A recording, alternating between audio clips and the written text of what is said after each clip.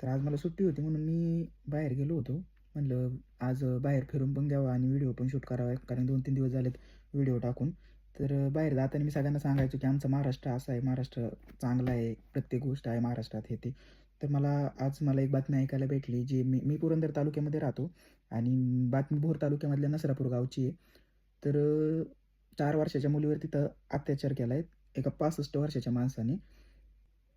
तर नक्की ही घटना काय आहे म्हणून ह्याची मी पूर्ण माहिती घेतली आणि त्यावेळेस मला समजलं की एका 65 वर्षाच्या माणसाने खायच्या गोष्टीचं लालच दिलं त्या लहान मुलीला.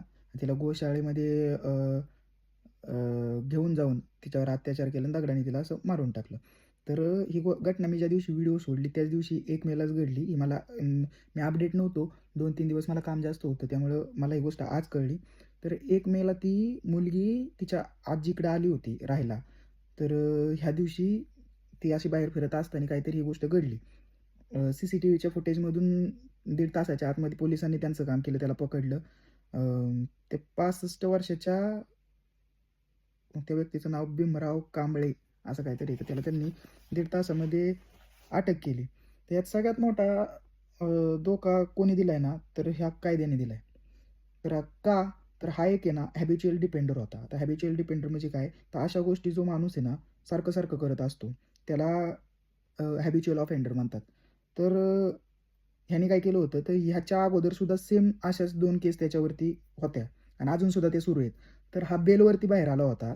तर हा बेलवरती बाहेर येणं हे चुकीचं आहे. म्हणजे हे लोकं मग तो ऑलरेडी त्यांनी 2 केस अशा केलेल्या आहेत आणि आता ही तिसरी केस आहे जी आपल्या घराजवळची आहे आणि कायद्याने त्याला सोडलं आणि परत त्यांनी हे केलं.